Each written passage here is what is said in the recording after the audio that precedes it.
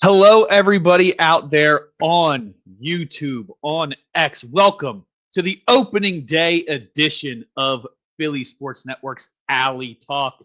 You have myself, Kyle Fisher, my guy, Chris Babos, joining the stream today for what is, or should be rather, Chris, a national holiday, if we're being Mm. honest. MLB opening day. It is the end of the winter doldrums. The spring has sprung. We are in full go mode for the MLB season. First off, just to get us started, Chris, how you feeling today on today's opening day? I'm excited. I'm ready to wash the taste out of my mouth of last year's playoffs. I'm sorry to bring that up right off the That's rip, but it was brutal. And FTM, because I can't actually say the words. But um, with that said, look, the Phillies have a fantastic roster, one of the best in the majors. Maybe not as good as the Dodgers. We can get into that in a little bit, but they should be competing for, in my mind, at least the NLCS. World Series, there's too many different things that can happen, in my opinion. But I think getting to the NLCS is a win, although it wouldn't feel like it if we lose in that round of the playoffs. But I do think that that's a step forward for a team that, yeah, they I feel like they overachieved in 2022. And now everybody's been waiting for them to just get back to that. And it's like, yeah, well, if you overachieved, you only have so far that you can kind of get back up to. So I'm interested to see what they do this year. Yeah, it's very interesting. I feel like opening day is always a day of hope for me, right? It's Hmm. I don't know how old you are, Chris, but we've lived through some very down years here in Philadelphia, not just for the Phillies, but for all sports. So to me, beginning of April, whatever, late March for this year, for example, it's just hope, right? The beginning of every season, regardless of sport, just means hope. Just means Hmm. everybody's even keel until you prove otherwise, and Hmm. to know Except that for the this team Chicago has White champion.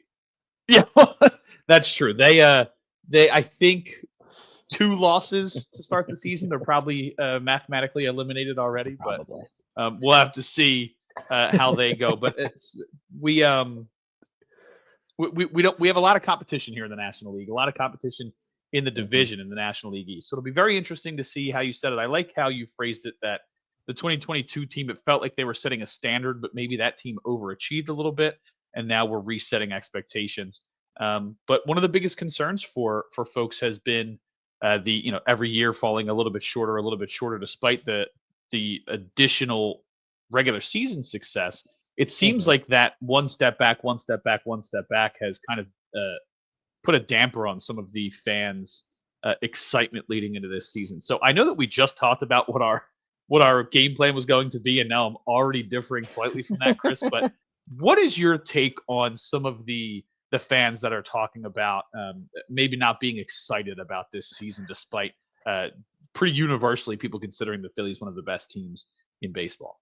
Yeah, I mean, I get it mostly because as journalists and as Phillies fans, not necessarily two at the same time, but as individuals, we watch the Phillies every single day. You watch every at bat, every inning. Um, when you do that, I can't speak for anybody else but myself, but I get frustrated by it was the same thing every year. 2023, it felt like they lost because they started chasing pitches and then they couldn't stop chasing pitches. 2024 postseason, they started chasing pitches against the Nets and then couldn't stop chasing pitches. So when it comes to that, I would like to see the willingness to change. And I think they're showing that with the willingness to change the batting order. Um, it can't be an easy decision for Thompson to move Schwarber out of that leadoff spot after what is it? I think it was 35 or 40 home runs in that leadoff spot. So um, I get completely the hesitation for Phillies fans to just buy in because it's a long season, and it would be really easy to just jump on board in September when hopefully the Yeah, Phillies are 90 and what, 50 or something like that at that rate. That would be an easy time to buy in, but that's one of the things that makes baseball fun every day in the summer. Yeah, right. It's the grind. It's the camaraderie. It's the build. It's one of the reasons that people love this team so much is because you get to see them Hmm. grow and these studs and these stars of the game come to Philadelphia and really understand the passion that the fans bring and want to show that as well on the Hmm. field. One thing that I've gotten from being down there, Chris, is these guys, despite the star-studded lineup and the names that we've all known for years coming through this organization at the moment, there is not a lack of intensity down on Hmm. that field. There is a every single day there's a feeling of we know what the end goal is. And yes, we may have a hiccup here or there during the season, but we are a team built to win, and that's what we want to do. It's not we're built to do it on paper. It's our mindset is winning, and that's what we want to do. And like you said, there's when you're running back almost a full same roster from last season, it's a little bit difficult to find some different ways to be excited or different ways to generate noise for either yourselves or externally Hmm. or however you want to phrase it. And one thing I'm going to put up our first comment of the show. Um, just as you mentioned, right? Changing the lineup is one of those ways, and we see today against Mackenzie Gore, left-handed pitcher for the Nationals. Topper is changing up that lineup a little bit. We'll see Trey Turner, at least against lefties for now, in that leadoff spot. Chris, what are your thoughts? Because you had some great notes about how Trey has actually performed there, despite the fact that he hasn't done much leading off in a Phillies uniform. For those who may not have watched him closely outside of a few USA highlights Hmm. and seen him in red pinstripes, what are your thoughts on him taking over that leadoff position, at least against left-handed pitching? Yeah, it's definitely not a new role for him. He spent time with the Nationals, spent time with the Dodgers, excelled in over 2,000 at bats as a leadoff hitter in Major League Baseball. Hit 302, over 600 hits, 69 home runs, 225 RBIs. But the thing that excites me the most about that is you have Schwarber and his power and his 38 home runs, his 104 RBIs with runners in scoring position last season. Now you add, I don't know, say 30 more opportunities with Trey Turner on first, probably then on second because he can steal. And now all of a sudden, a Schwarber fly ball to the fence that, might otherwise just hit the wall and go for a long single as a leadoff hitter, later on might have he might come up to bat in the 4 hole, and now there's 2 men on, and suddenly it's a 3-run home run instead of a 1-run solo shot. So I like the willingness to kind of change it up. It's always going to be up to the hitters, get the job done, and I think they know what they need to do. Baseball's the hardest sport in the world. You know that. Trying to hit a 100-mile-an-hour moving piece of cowhide uh, is definitely you hear other athletes say it is one of the hardest things to do. So, um, I don't think it's for a lack of trying. I'll put it that way. No, it's definitely not. I mean, it's a really hard game. The tough part is, and it's funny. My group chat where I'm probably the most knowledgeable about baseball, but we have some diehard sports fans in this group chat. And there was a big discussion today about why are you not excited? I don't understand. But I'm also a baseball diehard. I get excited by opening day every year. I mean, I was in high school um, in 2007, and Hmm. besides being a big Phillies fan, I also happened to fall in love with the Cubs lore and the Cubs history when I was a kid. Basically, during the home run races, when everybody had to pick a favorite, I Hmm. wanted to pick Griffey. The most annoying kid in my friend group picked Griffey. Can't pick the same person as him, so I went with Sammy Sosa instead. Fell in love with the Cubs and their history as a result.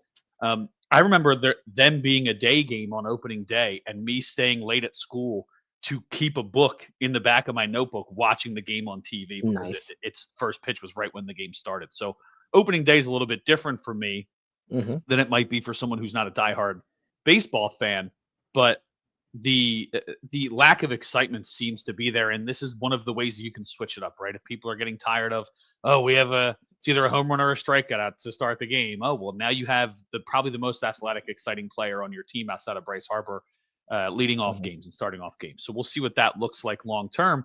And you hope that with Bryce batting right behind him, that Trey will get more fastballs, he'll get more things early in counts to see, which results in him potentially using the whole field. He doesn't feel the pressure to have to move people or drive people. I love that move. Anything particular that you see about Kyle, whether it's his numbers out of the 4-hole with runners in scoring position that might be an alarm, or is there something that maybe people aren't thinking of because they've only seen him in that one role for so long? I think he's better protected in the lineup. Before he would have a Stubbs, a Marsh, a Rojas hitting in that 9-hole, Cody Clemens. Now he's going to have a Bohm hitting on one side of him, Castellanos on the other side. That makes a big difference on the level of pitches that he's going to see, because now it's a situation where they're not going to want to pitch to Castellanos with runners on base. So Schwarber might get something a little better hit than he might see in that with that one spot. So I do like I love the power, and I love the ability for the Phillies to take that 1-0 lead right off the rip. I think I did the math on it. I think he had 14. It was either 14 or 15 leadoff homers last year. It was 8% of the Philly season, which is and not a small number. Yeah. But with that being said, I would still rather have that speedy guy at the top of the lineup. There's a reason that that's a traditional baseball strategy. And I think that you saw it even leading back to the World Series teams from 07 and 08. You got Jimmy Rollins, who would lead off, get on base, steal a bag, and all of a sudden the Phillies are in business. So, I hope to see some of that from Trey. Yeah, and similarly to Jimmy Rollins, right, he might not be the same guy as Jimmy, but Jimmy could pop one to start a game, and so can Trey. It might not be the same level as Kyle Schwarber. You might not be talking about a guy who hits 40 plus homers, but he has a few 20 homer seasons under his belt so far in his career. There's no reason to think that he can't also start you off 1-0. And the hope is that if he gets on base, maybe a double the other way, whatever, that you can open up a game 3-4-0 instead of just 1-0 off the bat of Kyle. Now, that's not to discount, because the same 4 guys are going to be up there that we saw last season for the most part. So, I know that I'm kind of splitting hairs here, starting 1-0 versus 4-0 or 3-0. The guys could have done it with Kyle batting first versus Trey batting first as well. Now, there's somebody who really dives deep into lineup talk. Ryan Spader, he's an MLB analyst, an author. Guy is great. Follow on X, on Twitter, or on Blue Sky. If you haven't followed him, make sure you give him a follow. He really dives into the analytics side of building a lineup. And one thing that he's always said about Philadelphia, really about every team, is that you should bat your best hitter first in today's game. Your best overall hitter should be hitting in the 1-hole because they just get up more often. Leadoff hitters ended up with runners on more than 3-hole hitters did, despite them batting behind the bottom of a batting order. So across the league, not only are you getting up more often, but in those appearances, you're also seeing more opportunities to hit with runners in scoring position, despite what you think or would expect traditionally from the 3-hole hitter. The game's just played differently on both sides of the ball, so it makes sense that those things may have evolved over time. One thing that I thought was interesting, and you see, I believe there's some folks if you go to phillysportsnetwork.com and check some of our season predictions, guys, or some of our lineup predictions, rather. There was one guy, I believe Alec Constable, who is actually down in DC. Give him a follow if you can. We'll get his X account for you real quick. I think it's at Constable. Yeah, at Constable on base. So at KOSTIVAL on base. Give him a follow. He is down there covering the game live from DC's ballpark for us, for Philly and Sports Network and the Metro Philadelphia today. But he had put in there that he liked the idea of Schwarber batting directly behind Bryce Harper. And while I'm not opposed to that at all, I actually I had not thought about that, and I liked that he introduced it. It does go a little counterintuitive to the left right that we've become accustomed to under Topper, but that doesn't mean that it's a bad decision, right? The Phillies of that 07 to 12 run were built on the back of Chase Utley and Ryan Howard being the 3 and 4 Mm-hmm. hitters in that lineup, right? And then you figure the rest out. I know that Jimmy was going to be leadoff no matter what, but that's basically how they did it, right? It was, we're going to Mm-hmm. plug these two guys in at 3 and 4 because we know that's where they need to be, and everything else we'll figure out as we go. So it wouldn't have been a bad strategy to have him protected by, have Harper protected by Schwarber. But back to Ryan Smeater, he brings up something that I did not know. So for the 3-hole in any lineup across MLB last season, you had an average of 0.98, so we'll round up to 1, average of 1 plate appearance per game with the bases empty and 2 outs out of the 3-hole. Whether that's at the first inning or later in the game, it was very often that the 3-hole hitter, who's supposed to be traditionally the best hitter in the lineup, comes up with nobody on and 2 outs. Is that where you want Bryce Harper hitting? Is that where you want Kyle Schwarber hitting? No. And that's something that I didn't know, right? For the most other spots fall around half of a plate appearance. So if you're going 5 times, probably 1. If you're going 4, maybe not. It depends on how that game in particular goes. Every other spot outside of the 6th hole falls in that area. So we're talking about the top of the order is actually the most susceptible to not coming up with a chance to do damage in that 3-hole, which is traditionally a hole reserved for the best overall hitter on your team. So he is very happy, although he thinks that analytically Harper should be batting leadoff. He understands why they wouldn't, as most of us do. But I think having him 2 and Schwarber 4 is the optimal lineup if you're going to have Harper outside of the 3-hole, because that 3-hole seems to be traditionally a spot where you may have one at bat every game where you're coming up 2 outs, nobody on.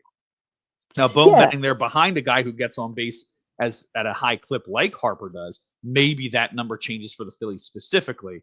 And Chris, I'll give you a chance to respond. Sorry, I cut you off. Yeah, no worries. It's. I'm going to point to Cody Naito's piece where he talked with Doug Glanville, and he was talking about this Statomatic, sorry. And there's a reason that all of those numbers and figures and stats and everything are so critical to baseball, because they help to paint the story of how the game ends up being played. And it's easy to go ahead and say this is the optimal lineup, this is how things should be done. Somebody point to me how how there was anything optimal about the Mets and the Brewers playoff series last season. It was one of the wildest things. Right? It was one of the wildest things I had ever seen, and it was just back and forth. It was like, all right, Milwaukee's going to win. We're going to play Milwaukee. Ah, crap, the Mets are going to win. We're going to play the Mets. Oh, crap, Milwaukee's better. So it was one of those things that, I like where Dave Dombrowski has put the team. Obviously it's Topper's job to figure out the lineup, and he's stuck to his guns for the last 2 years with the lineup that he put out there with Schwarber at the top, and then everything else followed off. So I'm open for something different. I'm not against Harper getting more lineups. There's a reason, more at bats. There's a reason he was in MV3. Oh yeah. So, I'm never against that, but I'm still always a big fan of getting that speed on the base pass, getting on that second base. All of a sudden, hopefully no one out in the game, and you have a runner in scoring position, putting pressure on, hopefully in this case, Mackenzie Gore. Yeah, right. I not only do I love the idea of Harper batting a little bit higher, because like you said, he gets a few extra at bats per year. That's really exciting. Who doesn't want the best hitter on your team to get more at bats?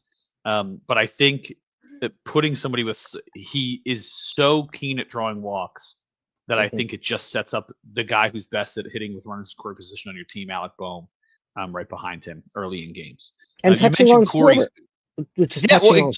touching on Schwarber as far as that goes, he's good at generating walks too. So that's going to then generate extra opportunity for Castellanos with men on base, because now Schwarber's getting, pitched to in a different capacity. So it definitely does change the whole length and look of the lineup. I actually that's a big point that I keep making is I think that it extends your lineup significantly. And one thing that people who aren't familiar with Max Kepler, we don't know what he's going to turn in if he's going to Mhm. have that 30 plus homer season, if he's going to hit 220 or 260, right? That's still to be determined. He's coming off a few injuries uh, during his time with Minnesota, excuse me. But the one thing that I would love, excuse me, the one thing that I think really adds to it, it's an extension of what you just mentioned. The having Castellanos hit right behind Schwarber, with Schwarber's ability to walk, extends that top four into a top five. Yes, he's a free swinger, but that gives Castellanos more opportunities for RBIs. And he seems like Mhm. he's a guy, he's a red light guy. When that light's on, he's a guy who likes to go. Bright lights don't impact him like some guys. But Max Kepler hitting right behind him, and I know that this isn't the lineup today. I know that JT is hitting fifth with Kepler, then Casty behind him. But I think long term, you're going to see Casty hitting fifth most of the season. I Mhm. think it's mostly just Casty is a slow starter, was a little bit slow in spring, so give him some time to get caught up, and then you can change your lineup a little bit there. But I think that Kepler, he might not be a huge walk guy, but he's not a big strikeout guy either. And I think that when you have guys who make contact and force the defense to make plays, it adds extension to your lineup, and it also splits up JT and Casty, who can both be free swingers at times. Casty a little more so, but both of those guys can be free swingers. So to separate them with somebody who doesn't have a high strikeout rate only extends the lineup even further. And then you get Mhm. into the bottom with the two lefties. I think right now they're batting Stott eighth. I love the idea of him. If you're going to bat him eighth or ninth, I love the idea of him hitting ninth Yeah. um, because I think that due to Marsh's high strikeout number, you may see a lot of innings end with him. And if Mhm. you can start an inning with Bryson Stott, who loves fouling off pitches, sees a lot of pitches every at bat, if you can wear a pitcher down to start an inning and Mhm. then throw to that star-studded top four right after that with a speedster on base, I think that's much more effective with no outs than potentially one out. And that's not to discount Brandon. I think he's going to have a strong season this year, especially with more exposure to left-handers. It might not be pretty early, but he is a guy who really works hard in that cage. He takes advice anywhere that he can get it on facing lefties. I even asked him last year. I'll have to reshare the reel on Instagram, but he talked a little bit about his conversation with Shohei Ohtani about when they were teammates with the Angels about what it's like to face lefties, and he's like, obviously it's more complicated than this, but Mhm. Shohei essentially told him like it doesn't matter what side they throw. It's the same thing. It just comes from over there instead of over there. Yeah. He's like, and the once you get like, oh, this guy's lefty, I need to think about it differently out of your head and just think about arm angle and where the ball's coming.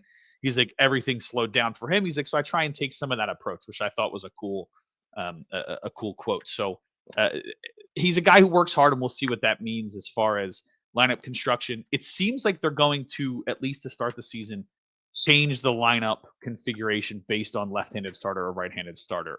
Do you have a strong feeling about that one way or the other? Do you like that, against the righty, you're going to have Kyle at the top versus Trey, or are you a type of guy who wants to see a consistent lineup every single day? When I'm playing MLB The Show, I try to do it that way. Yeah, So me too. that's traditionally how I like to build my lineup, and I think there's definitely some merit to that the left right matchups, and then you're also like like you had mentioned, splitting the two left-handed batters. That is saving yourself later in the innings so that you can't bring in a righty and then all of a sudden it's or to bring in a lefty rather than it's lefty on lefty for two straight batters. So I think that those are things that you have to think about when you're building that lineup. And I always like the idea of it, but kind of exactly what you said. I mean, if you can hit either side like they're hoping Brandon Marsh can do this year, then ultimately I don't think it matters. I agree. I agree. I think there's a lot to be said about things like, oh well, when's he going to get the chance? What can he hit lefties? And I agree. Like you don't know that a guy can't hit lefties until you try and put him out there and Hmm. make him hit lefties. One thing I thought was interesting, and it was only his first season. Um, but we know that Stott has hit lefties well in the past. Maybe not Mhm. last season, but he seemed to be dealing with an undisclosed, what was it, an arm and elbow, right? He had an elbow I think thing so. all of last season that he didn't really make public until spring. So he's coming into the year healthy. The I wanted to talk about Marsh against lefties. His first season with the Phillies, first full season with the Phillies versus lefties, he wasn't terrible. It's for a guy who hit like 170 against lefties last year. He hit 226 with a 436 OPS in 2022. 2023, his splits against lefties 717 OPS against left-handed pitching, and that was Mhm. the full season. So 2022 was the year of the trade. 2023 full season with the Phillies, 396 slugging against lefties. It might not jump off the page as an all-star type of performance, but he's a guy who thought was once doomed to be a platoon hitter, and when given that, not by much, but the most plate appearances he's had against lefties was that 2023 Mhm. season, and he had the best results that he's had against lefties. So I'm splitting hairs. I think the second place was 105 plate appearances. 2023 was 110 plate appearances. But the guy has been given roughly the same amount each Mhm. season. That season was the most, and it's the best he did. So I think that exposure, if they're committing to exposure early, exposure for me in MLB The Show terms is usually the first 2 months of the season. I don't know what that's going to mean for Topper. Obviously, it depends Mhm. on all sorts of things. Depends on the record, injuries, all that, all the other I think things come into play. But if you have Brandon Marsh hitting 250 by the end of April, by the end of May, I think that's serviceable enough for what this team would need out of Brandon Marsh in that are you saying late. overall or against lefties? I mean, I would say overall. I mean, against lefties, that would be fantastic if he's hitting 250. I Yeah, think if you get 220 against lefties, that's serviceable. me too. Right It, around that mark that he was at. But yeah, I mean, if you can get 250 out of him overall, out of let's say 45, 50 games, he doesn't. Brandon Marsh does not need to be Bryce Harper. He no, needs to get no, he on doesn't. base. He needs to swipe a couple of bags, not make mistakes in the outfield, which he usually doesn't. Cut down on the strikeouts a little bit. He got a little Yeah. strikeout Well, heavy last season, that's but everybody. true. The team has averaged 9 strikeouts a game in the playoffs over the There last was a 3 seasons. period. There That's was a period last year where, like, 3 full innings of baseball yeah, per that's every if you playoff game. They're striking out. That's too that's not, much. and that's a That you great need to note, by cut the way. down. We gotta get that out on Twitter. But that'll throw the non-believers for a loop. I think you might break their I have the brains numbers throwing in that front one of out. me. It's 9.5, 9.23, and 9.7. They're all above 9 all 3 seasons. Yeah, that is It's just not just too many strikeouts in a 27 inning game. That's a third of for, the outs. for sure not Over a not third. ideal. So I think that Brandon is going to have a strong beginning to the season, and that's because it seems to be his favorite month is April and March. 905 OPS in his it's career in it's April and because March. it's the hair when it gets hot out, it gets more Gets frizzy. too humid, gets So, heavy sticking to his so face and his eyes. yeah, I understand. at least when it's cool in the spring, it's a little more breezy. Probably feels better. I remember talking to him last season. Walked up with this thing and was like, "Hey, got any tips Good for how move. to take care of this thing?" And he famously was like, "Nah, man, just bar soap, wash it, you're fine." I was like, "Okay, great, I'll sounds have good." to ask him to see if he's got any Yeah, if tips. you got any tips for Yeah, for yeah. the stash you got going there, Uh-huh. right? um, but that kind of takes me into overall roster, right? So we talked a bit about what's going on with the team right now. New face in the outfield, but they seem to be pretty thin in the outfield overall. One of the reasons being Weston Wilson, who was I'm thought to be I'm the fifth. actually gonna disagree with you on that. Yeah, Yeah, well, and the go reason for it. being, Tell me why. so so Kepler, fine. We don't know what's getting out of him. He's not the greatest hitter, but I love Johan Rojas. You don't mess with the Rojas. He's too fast for one. His play in center field, I think he's going to be an important player off the bench this year. for Topper in just being able to move around the lineup. You've got Iron Man Castellanos playing 162. So you're not going to need to worry about right field. You figure Kepler plays 80 to 100 games, and then Rojas plays 60 games. I'm okay with that split. Is it ideal? Maybe not, but I don't think Kepler's exactly who they were hinging their hopes on in the postseason or in the offseason. I think that's just who they ended up with.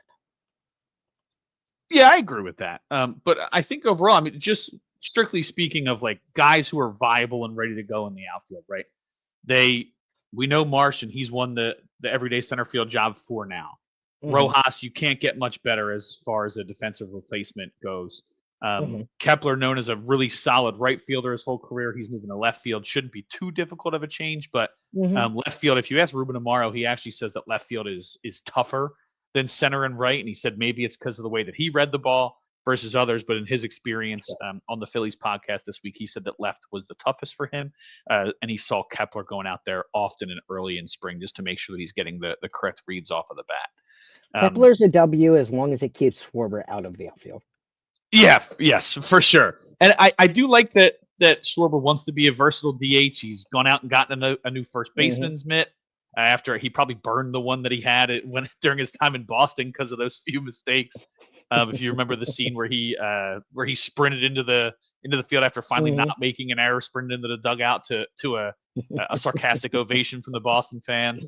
But you have a solid defender in Kepler.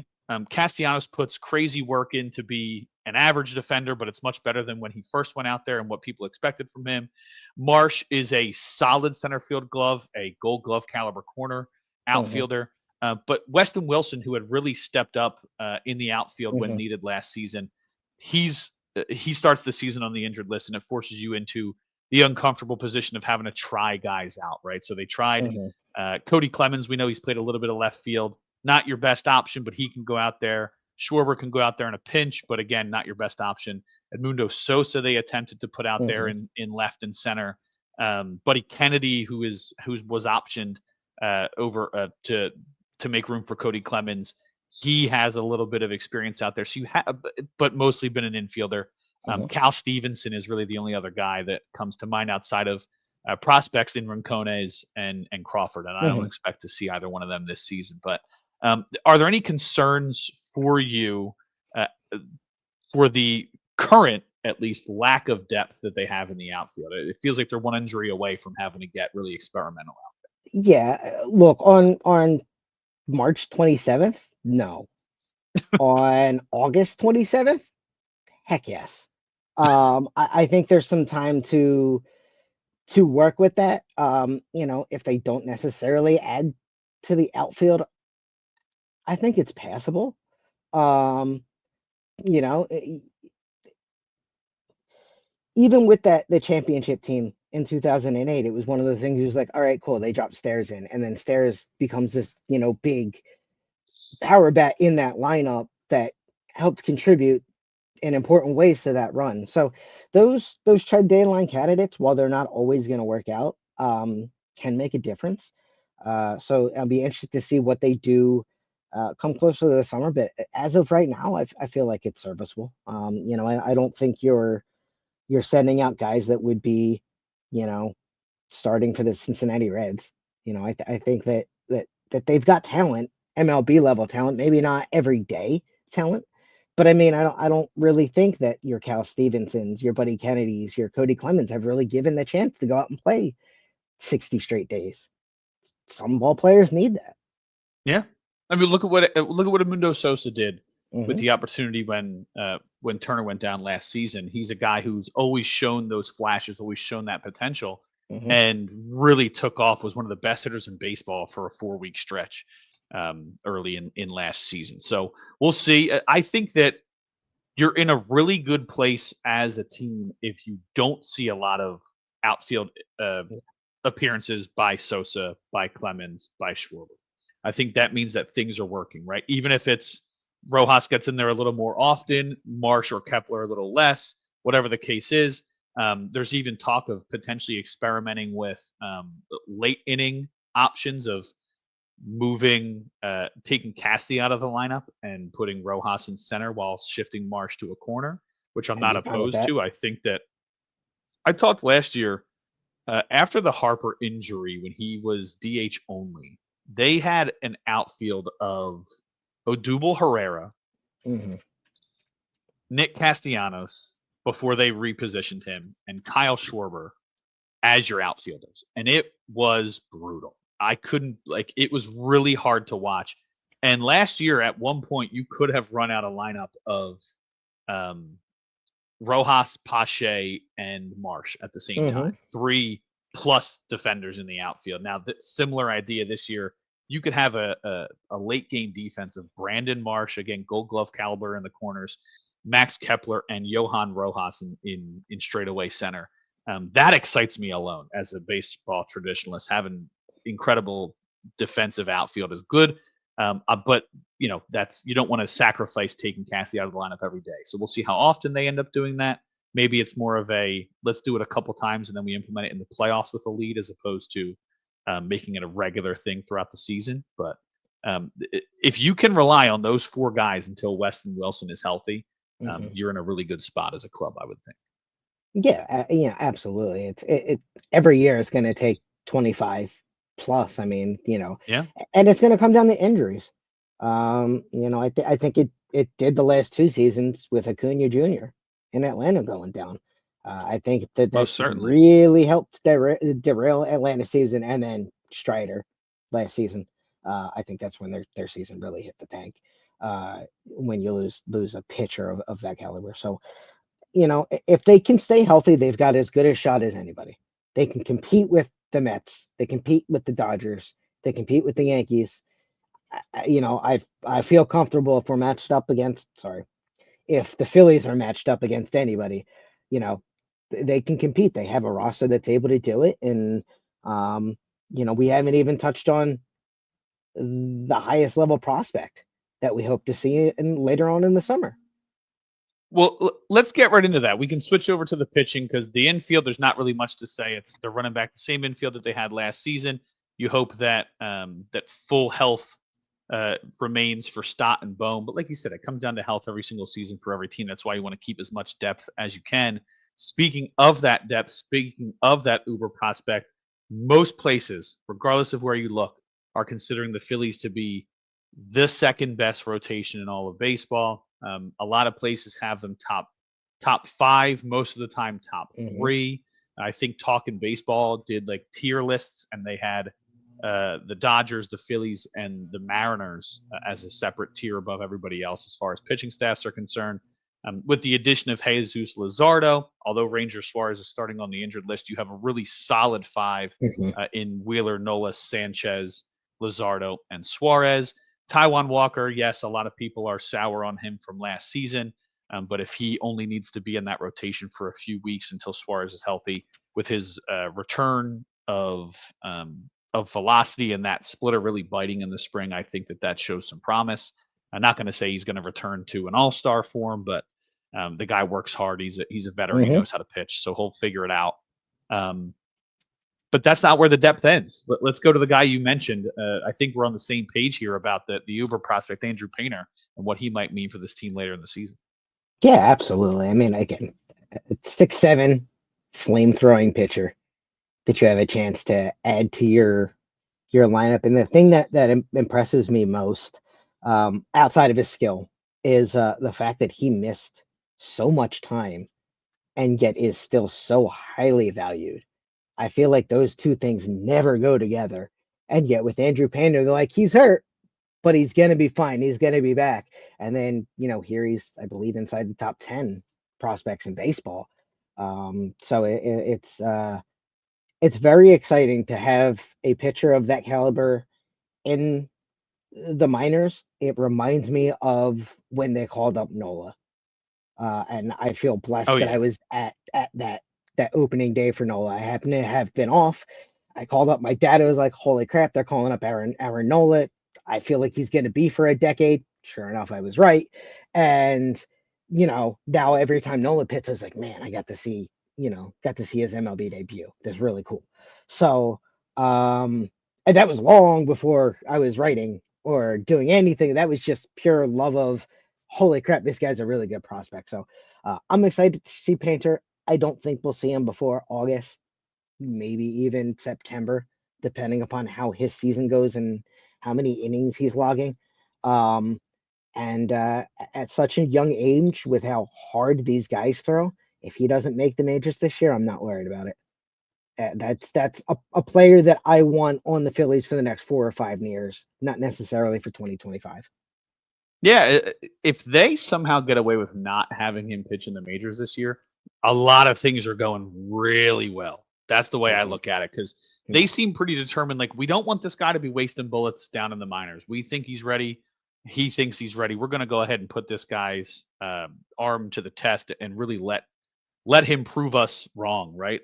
Let him show us otherwise that he's not ready for this because he sure as anything seems ready for it. This was a guy who 2 years ago Hmm. before the injury was projected to win the fifth starter spot as a 19-year-old, Yeah. and now he's not quite 22, and he's right back to where he was. But they have a few more pitchers in front of him this time.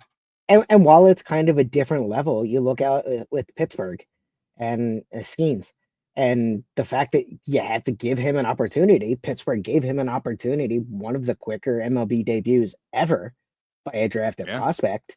And now he is literally the fastest player to open a starting day after getting drafted. I believe I read it. He was 3 years. Everybody else has been 4 or something. wow. Or no, I'm sorry. I was going to say I don't think it was Everybody that else was long. 3. Everybody else was 3. Took him 3 years to get drafted to get to a major league opening day start. Skeens has done it in 2.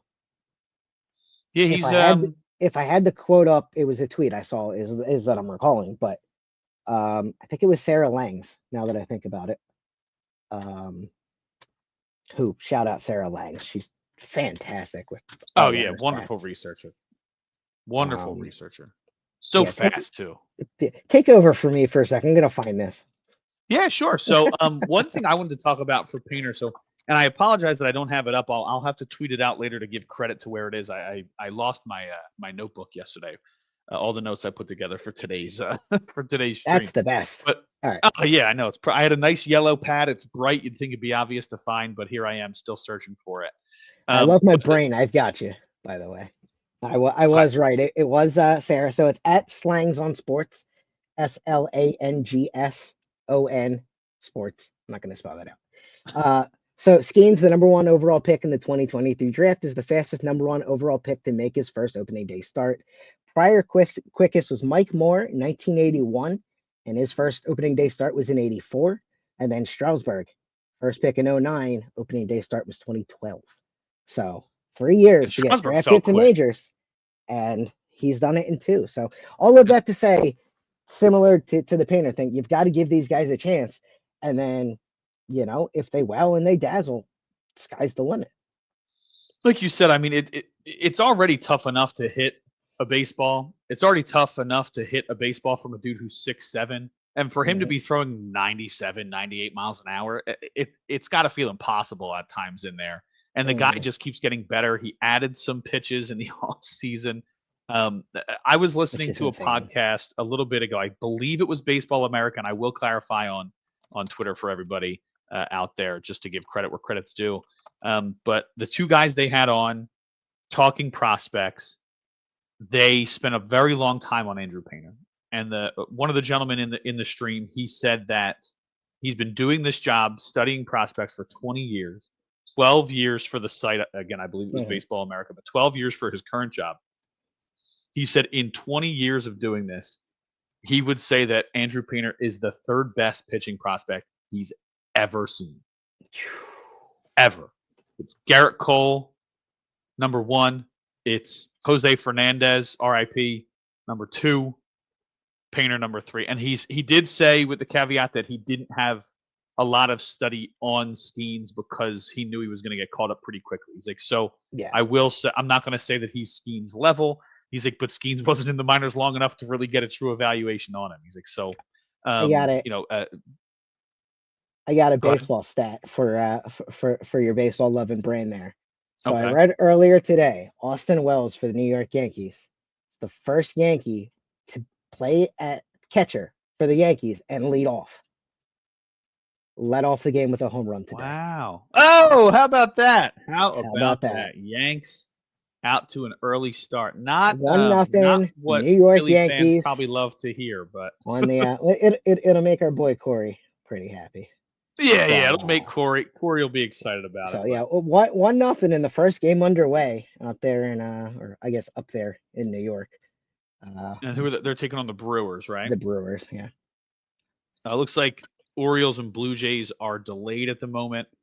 So we'll see what they look like. Who else throws first St. pitch Louis and before? Minnesota are also in a late rain delay. So Okay, so those two, and then a 30, few 30 people going minutes, same time.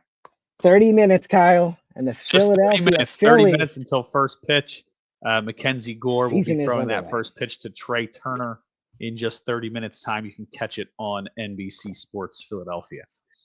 However, we still have plenty to talk about. Make sure, real quick for a break, make sure you jump into the chat, whether it be on X, tweet us on X at Kyle Fisher45, at CBabos Writes, at Philadelphia SN is where you can find Philly Sports Network, also at Metro Philly. You can find our work printed in Metro stands across the city. You can find it in digital on Philly Sports Network as well. Similar on Blue Sky. I think it's at Philly Sports Net. Blue Sky whatever, I forget how they phrase their usernames, but at Philly Sports Net on Blue Sky if you want to check us there. And then of course on YouTube, that is where we have this live stream going. Hopefully you can join us there all throughout the season as we hope to do near weekly Alley Talk episodes with this stout Phillies staff. Any plugs that you want to get in, Chris, before we move on to the next topic, whether it be recent work for Philly Sports Net? I know that you're doing a lot across all sports or anything in particular as far as your personal goes. Yeah. For one, the thing I'm probably one of the things I'm more proud about was everybody loves John Kruk. So I ended up getting a story printed in the Metro about John Kruk and the fact that he's going to be here for the next 4 years on Philadelphia TV. So something I was stupid excited to read about and super excited to write about. So I do like the fact that John Kruk's going to hang around. And then I got the idea from David over on our Eagles team. He did an Eagles by number piece that went out throughout the Eagles season. It's just different stats, random number 122, number of yards Saquon Barkley had, or what have you. So I've been able to transition that beautifully to baseball and all the numbers that are involved with baseball. So I've had a lot of fun on that, and I was lucky enough to get that printed in the preview edition for the Metro, the weekend edition. So that was there you go. It's really cool. So a lot of good stuff. But oh man, the fire content from all of our PSN team has just been unbelievable. It's been so good. And in the chat, I dropped Alex name, which is Costable on base. Follow him. He's in Washington for today's game. Covering the Phillies and the Nationals, which gets underway in half an hour. Yes, definitely give Alec a follow. I'll leave it up there for a moment. Craig, we'll get to your comment in a minute. I'll put it up on the screen for you. Probably not going to be the same time. It's a special time for opening day. I think during spring training, we mostly did Friday afternoons. We're going to try and solidify a normal schedule and then alert people if we have any changes. But Craig, I'll put yours up there momentarily. Give the people a chance to get Costables handle. So once we have a confirmed schedule, it may be a rotating cast of characters. We have a deep team here for the Phillies, but make sure, as Chris mentioned, he's had a lot of fun with those Phillies by the numbers. I've loved them during the spring, something a little bit different for our team, and I really do like. Thanks for stealing that from the Eagles team for us at CBabos Writes. Make sure you give him a follow and check those out throughout the year. Speaking of getting ready for the year, we did a season prediction as a team over on Philly Sports Network that I wanted to dive into a little bit with you. We basically did who's going to be the team MVP, who's going to be the team Cy Young. Do you have a hot take? And then just general, how do they finish record-wise, division-wise, playoff-wise? So we were pretty close Hmm. for our predictions with each other. I had 91 and 71 NL East champs. You had 92-70 NL East champs. First round bye, both losing the um, uh, both lost in the World Series, beating the Dodgers, which is great. But I'm sorry, no, lost to the World Series winning Dodgers. So Dodgers going Yes. back to back was the prediction, losing to them in the NLCS. Obviously, it would be a disappointing ending, but it depends on how it goes. If they look really strong and just run into the depth that the Dodgers have, and everybody Hmm. happens to be healthy, and they fight a really hard fought series against them, I think people can hang their hats on that and feel like it was a step forward as opposed to the what feels like a step back the last two seasons, despite getting better in the regular season each year. But I'll let you take over. What are your thoughts on the season? What are your thoughts for team MVP, team Cy Young, and your hot take? Definitely. So MVP is going to be Bryce Harper. I just think he's too good to not really take that mantle as long as he's healthy. And he just got to watch Jalen Hurts do basically exactly what Harper's trying to do, insofar as lose a championship, tough next year, in this case, tough next 2 years, and then come back and finish that story, win that championship that he came to Philadelphia to win. So I think he's a man on the mission. He got the fanatic tattoo.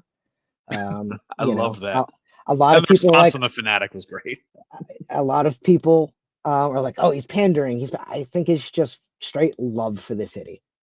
I think that man loves Philadelphia. He loves the camaraderie. He loves the passion, and it makes him want to play harder for this city, if that's even possible.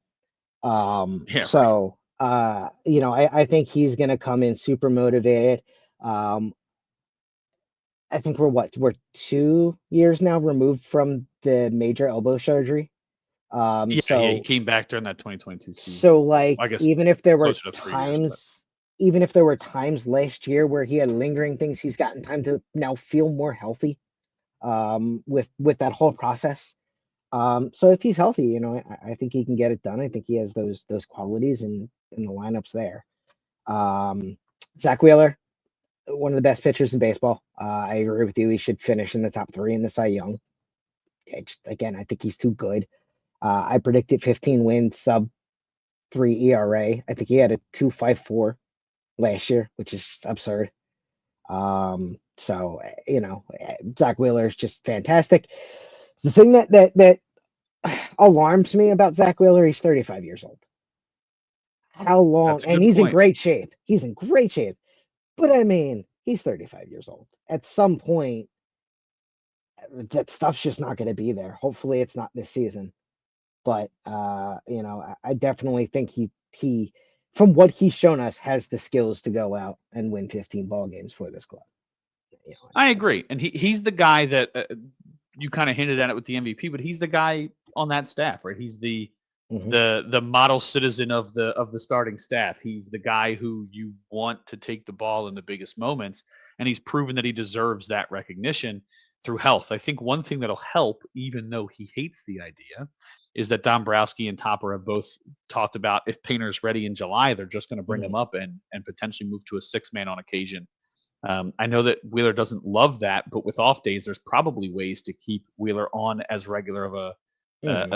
a schedule as possible, and then you can have these other guys kind of rotate in and out and maximize everybody while limiting the number of innings. One thing that's been a big talking point for me over the last two seasons is Suarez 2 years ago had the highest inning total of his career, and then he dealt with injuries last year, starting the Hmm. year with injuries this year. Sanchez, although he looks electric last year and in spring, more innings than he's ever thrown last year. A few complete games last year, which was a surprise, but they kind of just wanted to let him ride in those games, which was understood. And then Wheeler and Nola are among the league leaders in innings the last couple seasons. Lazardo dealing with injuries, Walker not being the same guy, Painter being on an innings limit, and what feels like depth, if you are cynical, can all of a sudden feel like, is this a concern? And I think that although I don't anticipate it happening, your point about him being 35 and maybe needing to take a step back during the regular season to be as electric as possible come October is a val. I know I don't want to put words in your mouth. I know that's not how you phrased it, but that's kind of how it comes up to me with the potential for Painter to come in. Limit these guys overexposing themselves and overthrowing during the regular season, so they're as healthy as possible, and let less kind of space for mistakes come October. Yeah, especially when you figure the pressure that comes with October, especially in the city of Philadelphia. After you've gone through 162 game slog, like yes, I'm sure it's on one hand easy for them to get up and play those games, but it can't be easy to kind of fight through those difficult times when you've already battled your ass off for the last 180 days. Oh yeah. The one thing you mentioned with the Zach Wheeler thing and getting him some extra days of rest. It's a shame the Marlins had to pull it, but I actually really like their practice squad idea that they floated out in like 2 weeks ago. They put an advertisement out asking for practice squad players, and then the MLB asked them to pull it because people are going to get hurt. And guys not in the union. There's a lot of things you got to consider there, but I love the idea. I like the idea of being able to have, cool, here's 20 guys that are available that, okay, cool, Zach needs to go get some work, awesome, let's have a simulated ball game today. You're facing these 20 guys that are gonna, it's not like you're facing your teammates and not trying to beat them. It's completely different group of guys that I think that there's some merit to that, obviously outside of MLBPA regulations. Yeah, right. But so we'll get to the hot takes real quick, and then I wanted to circle back to Andrew Painter for a minute, since we're talking limiting the innings. Hot take: a lot of people wanted to talk about this. I've seen it not just on our team, but I've seen with a lot of the major coverage. Alvarado's going to lead the team in strikeouts out of the bullpen. Kirkring's going to get 20 plus saves. Jesus Luzardo is your hot take. What did you have as far as Jesus Luzardo and your hot take for the team? So my hot take was he's going to exceed his career best 4.7 WAR, which was occurred in 2023 for Miami. That's a high WAR, but the underlying numbers actually were okay. He was 10-10, 3.58 ERA, 178 in the 2/3 innings. Now, granted, that's 10-10 for a Miami Marlins squad that did make the playoffs. So he helped them do that. But it's one of those things that you've got a 27-year-old left-hander joining this rotation.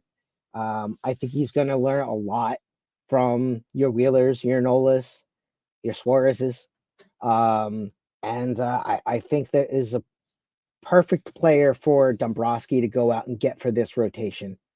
27-year-old lefty. That I was really surprised when Miami was the team that went out and acquired him.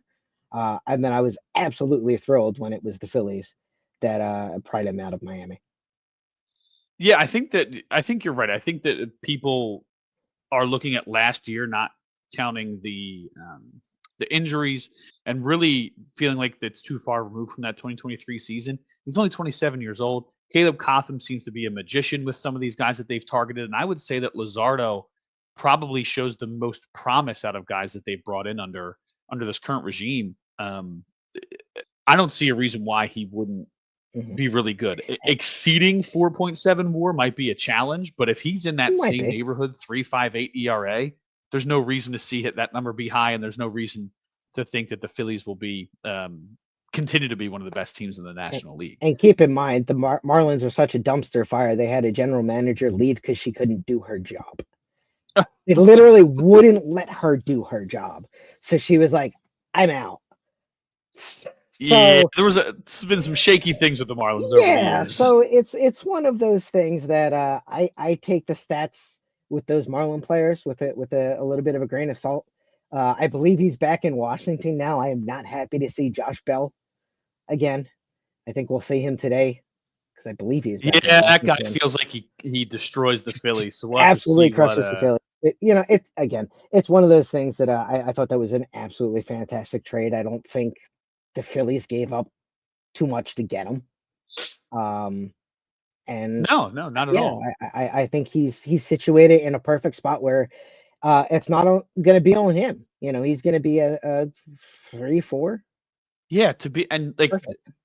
being the fourth or fifth starter usually limits the amount of starts. So you're talking more like 27 starts instead of 30 plus for like a Nola or a Wheeler. If that guy can, he might be somebody as well as Suarez who just benefits from a six man because it's less wear and tear, and you get that chance to really just stay healthy throughout the year. And then you Um, potentially have an extra lefty out the pen yeah, in the yeah. postseason that's got some Whether it be electric stuff. Suarez or himself moving there, time will tell if they need that. Um, but it opens the door to a lot of possibilities that they didn't necessarily have last year. Mhm. One thing that I'm very interested in talking to Caleb Cotham about, I'm going to set an interview up with him early in the season if I can. The the Phillies seem to be targeting a very specific type of pitcher, or they're looking for something specific in some of the pitching that they've brought in over the years. So just think about like Luzardo. He's shown, like I said, probably the most potential out of everybody, and they're hoping they can fine tune that. Mhm. Alvarado, he was known for his velocity, but wasn't really known as a guy who could control the ball. And he's shown flashes of being the best left-hander in all of baseball when he's Mhm. been here. Matt Strom has shown flashes where he has felt like one of the best lefties in baseball, and he came in as a swing guy. He's turned into one of the best late inning relievers in the sport. Chris Sanchez was they brought him in for almost nothing from the Rays Mhm.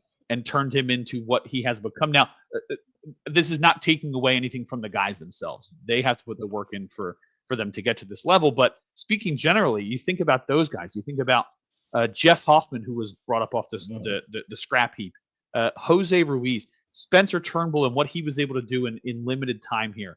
But then, not saying that everybody's been a success. They tried Gregory Soto. It didn't work out how they had Mhm. hoped. Estevez only here for a short time.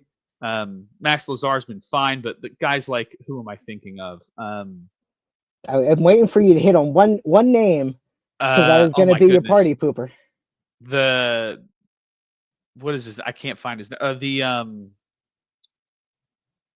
Junior Marte. Junior Marte is a Okay. guy who they brought in because he showed a high velocity. They thought they could Mhm. bring it in. It hasn't flashed like some of these other guys, but I'm very curious to see what the team is looking for in these guys or what they're seeing in these guys that makes them think, bring him in our house, bring him under our umbrella, and we'll turn him into something that he wasn't at his last stop. I think that Luzardo probably shows the most potential out Mhm. of all those guys, and if they've been able to transform some of these other guys uh, uh, into machines in the bullpen, and then Sanchez into probably the darling of the starting rotation. It's very very exciting to see what they could potentially do with Lazardo. Yeah, And who was absolutely. the guy you were going to mention, or you thought I Well, was going to I mention? was going to be a party pooper and say that we have all those lists of names, but we also thought Sir Anthony Dominguez was going to be the guy, and we shipped him out to True, Baltimore last year. So it can true. fall apart just that quickly. Is kind of what my thinking was on the bullpen.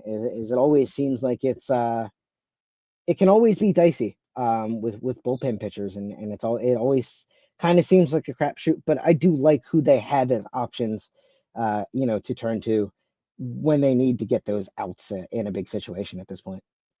For sure. Yeah, they don't feel as deep as they did, but like the guy Mhm. that they just claimed from the Royals, Carlos Hernandez, he's the fourth highest average fastball velocity over the last 4 seasons in all of Major League Baseball. Mhm. That's they clearly see that he has the natural velocity, and now what can we do with it? Right? He's probably determined to be a bullpen guy from now on. He was a starter and a swing guy for Kansas City. He's now last year was his first full season Mhm. pitching out of the pen, but he throws the ball really hard, and it's going to just be, hey, what can we get you to solidify your location? Can we get you to keep the ball down? Can we get one pitch working really well off of that fastball and kind Mhm. of limit what you're thinking about in your game plan? And then as things do well, you can sprinkle in other things. You see what they're doing with Kirkring, where it was like, hey man, just throw that sweeper over and over and over again until you get that feel for it, because we have other options, and then you can talk about a cutter or talk about something that Mhm. breaks off the other way, and they feel comfortable that he's been able to do that. But when he first got called up, it was like, hey, throw the sweeper 90% of the time because it's nasty, and then we'll figure the rest out. Get your location down consistent with that one pitch, and we'll take it from there. And that kind of feels like what they're doing at the moment. Caleb Cotham would definitely know way better than I would. I just play a pitching coach on TV. Or armchair pitching coach, really. I use the TV as if I'm a pitching coach. That's what I'm doing. So. In my 20 years of being around the game of baseball, velocity is one of the very few things that you can't really improve upon without hurting a pitcher. You can try, but you're going to put wear and tear and strain that, generally speaking, is not going to end up well for that athlete. So I could see them targeting, hey, let's get somebody that can already throw fast if we can dial that in, even by 5%, a game of inches. And you're seeing it with, and we haven't even touched on this yet, which I actually can't wait for in the season. Have they implemented the ABS system? Not in the major league level yet. No, that was just spring training. So I think it's going to be here within the next 2 years, though. They need to do that. They need to do it way quicker than that, because the amount of times those umpires were wrong and called out for being wrong in spring training was unacceptable to me. So I think that needs to be fixed, personally. I don't disagree with you. I'm a little worried about what the AB. I want there to still be a guy back there calling, and then that's fine. The review system. I don't want it to be fully electronic. You could have him dancing with Liam Neeson behind the plate in the Naked Gun movies. Have him dancing. That's fine. You can just stand there. Bananas out here. Yeah, why not? But no, look, it's one of those things. I'm even that way with hockey. Like, we have goal line technology in soccer to like the millimeter or the kilometer, depending upon what country you're looking at this stuff in. So why do they not have that technology available in our major sports like baseball? Was it fair or foul with, like, you can't send that to somebody's, in Apple Watch? Like, that ball was fair. That ball was foul. Like, I get the eye test, but like, I think we're at a point that I'm more in favor of getting the call right and not having that debate of, well, human error, than, oh, well, it's been done this way for 120 years. Yeah, I think for fair foul, I would love to see them implement like what tennis does, right? That the in or out line there. But obviously it can't be live, and I think that if you were to implement that, the rule would be anything that's close, the rule is, if you're unsure, call it fair, let the play out, and then we'll go to review. If we have to reverse it and bring you back up because it was a foul ball, fine, but that's better than a fielder getting confused, you ending up on third, you thinking that it's foul and stopping and them tagging you out, right? There's a lot of things like that I've always said. I said that in a lot of sports. If you're not truly sure, let the play out, and then you go to the review afterwards. I think that a lot of times it's, especially with slow motion reviews, this applies more to other sports, but you get stuck in what was the spirit of the rule, and was it ever meant to be seen at this slow of a speed, this frame by frame perfect, right? So that's a conversation for another day. Balls and strikes is more of where I find it's way more important, because it has such a bearing on how the game plays out. And, again, it might not seem like that much, but a third pitch to Bryce Harper, that the difference between a 3-0 account and a 2-1 count is massive. And just because somebody thinks a ball is outside, I don't know. I have a hard time squaring that circle, so to speak, and just being like, hey, I get that we've done it the same way for 100 years, but also the fact that, like, if we've got that technology, I think the athletes deserve it. They work too hard, that you need to get those calls right. Yeah, I think that's fair, but we'll see where it goes, right? We're not quite there yet. Where we are, Chris, is just 8 minutes away from first pitch for Phillies opening day. So I know we've covered a lot. I know we've talked about roster. I know we talked about where we think the season's going to end, NLCS against the Dodgers. If they have to do one thing to overcome the Giants not literally the Giants, the giant out west in the Dodgers, what is that for you, Chris?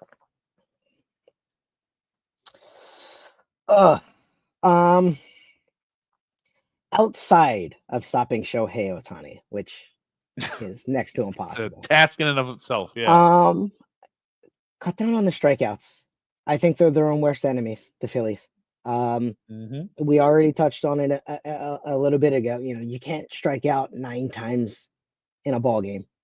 If a third of the time in 9 innings, it's too much. It's going to kill too many rallies. Because you're most likely not striking out when the bases are empty. There's a good chance you're probably drawing that K with a runner on first or a runner on second. So um, I think yeah, I'm a much bigger fan of cutting down on the strikeouts, more small ball if they can, not necessarily bunting, because I don't know if they really have or work on that skill all of that much, but just ball to bat contact, get the ball in play, force the other team to make some plays to beat you. Sometimes you'll get them to make that fantastic play, a great shortstop dig out the play at first, but I think the Phillies have a lot Make of them talent. do that though. Exactly. Yeah. Correct. Make them Make the beat you, defense earn it. Yes. and don't strike yourself out at the plate. But Yeah. I again, think. that's easy to say sitting here in a chair, not inside the batter's Exactly. box. So Exactly. I think if I saw a 100-mile-an-hour fastball, I wouldn't even realize the ball was thrown until I heard outside I of it hitting the mitt. I'd be like, "Can we start, please?" one Like, let's. one of the reasons I love John Kruk was the 1993 All-Star game for the at bat against Randy Johnson, in Yeah. which he wanted absolutely no part of that interaction. Swung around like that's what I would be in the box at a major Oh, league. 100%. I would just be like, 100%. no, somebody pull that ball over for speeding. Come on. Yeah, right. I think I'm kind of in the same mindset, right? It's not necessarily cut down on the strikeouts directly, but my idea leads to the same thing. It's patience and timely hitting. Things that they showed in the regular season last year just seemed to fall off a cliff as soon as the playoffs started, right?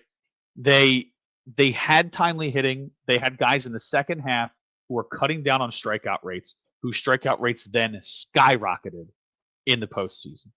And you cannot have multiple guys doing that at once in a lineup. If you want to Mhm. tell Brandon Marsh, hey, get aggressive as hell, batting in the 8 or the 9 hole, just as aggressive as you want to be, go for it. But Mhm. everybody else, you got to stay on task, right? If you want to pick one guy to be that guy, fine. But it cannot be everybody swinging out of their shoes to try and be the hero. And I don't think that is the mindset that any of them are going up to the plate with. I don't want this to be clipped and shoved in my face all the time for the rest of the year. But the the timely hitting matters. The patience at the plate matters. You may result in a strikeout, but if you make that guy throw 7 extra pitches, Mhm. odds are that the guy behind you is going to get a pitch that's not located properly. The more a guy has to throw, the more likely he is to make a mistake. Take advantage of the time you have up there, maybe outside of Castellanos, who hits like 370 on the first pitch of an at bat. But other than that, like take your time up there, especially come October. Mhm. Don't get tight and change your approach. That's really the big message for me is all season long, keep working on the things that you've worked on the last couple of years. You see how the team has gotten better each season. The way to beat a team who's as deep, if not deeper than you are, be patient, timely Mhm. hitting. That's how you get past them. Your starting staff is good enough to get you there. You have enough bullets in the bullpen to hold leads for you. I know that Hoffman and Estevez, notwithstanding last season, kind of with a few mistakes there, but they were the best guy. I wouldn't have handed the ball to anybody else in Yeah. those scenarios. So for me, it's going to be just ride that pitching, and timely hitting will be the most important thing. Chris, we have 3 minutes to first pitch. Do you have the game on in the background? Can we let the people go right as we get ready for that first pitch? Do you have anything else you want to get in? Whether it's Uh, plugs, whether it's just talking trash, whether it's a last minute message um, to the mm, PSN faithful out there. What do you got for us? thanks everybody for listening, for supporting PSN. We're able to bring you guys awesome free content, just because of the support that you bring to the site, bring to these YouTube streams.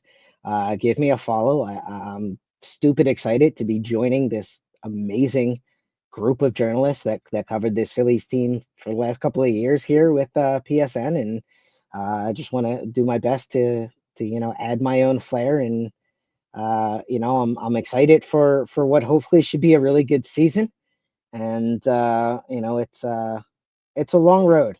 So don't get too high, don't get too low. We've got a long way to go until October, and like I said, I think they've got the talent to get it done. Whether or not they do, that's why they played the season. Yes, sir. Yes, sir. Don't forget, Craig, I agree with you. Go Phils. It's time for the season to start. Don't forget to give at Constable on Mhm. Base a follow on Twitter. He is down there covering opening day for us here at PSN. Go to phillysportsnetwork.com for our wonderful teams content. We cover all four major Philly sports. No paywall. Don't forget, no paywall. Free content for everybody. A lot of great writers out there grinding to stay involved in this ever evolving landscape that is sports media.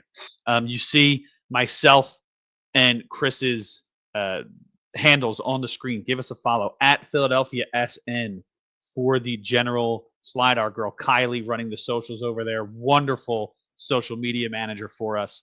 A lot of fun stuff on there. You'll get serious stuff from Chris and I and Alec. But if you want the fun stuff on the side, make sure you follow the main account at Philadelphia SN.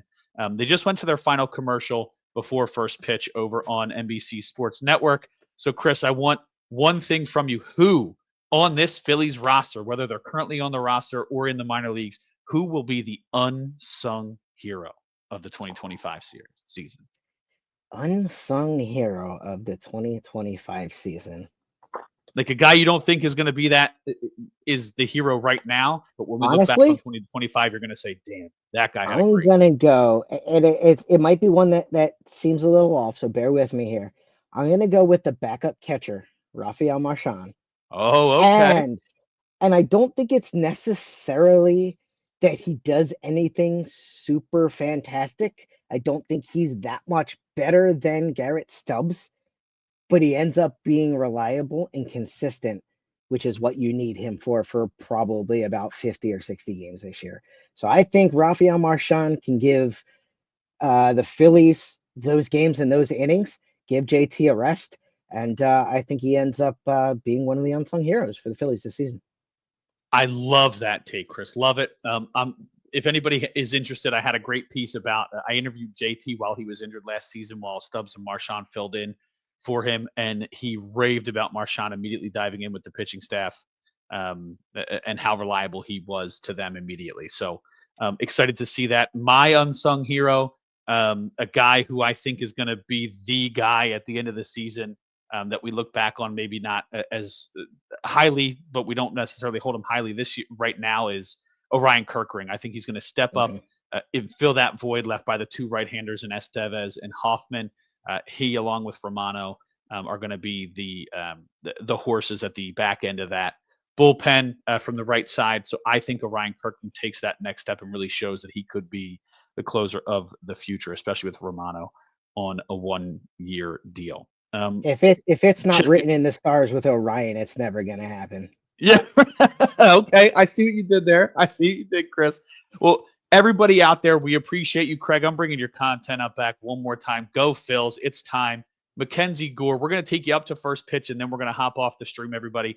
Gore is stepping, he's playing with the rosin bag at the moment, stepping his way into the dirt patch. He is officially on the rubber. Trey is in the box, and here we go. Welcome back to baseball season, Philly. First pitch from Gore. Ball up to Trey Turner. 1-0 count. Everybody, we really appreciate you guys joining us. Make sure you give us a follow here at Philadelphia SN on X for everything. Give our boy Costable on base a follow. He is in the building. We appreciate your time. Make sure to check back in here on YouTube for Alley Talk. We will confirm what our regular schedule is soon. Appreciate everybody tuning in. We look forward to hearing from all of you throughout this season.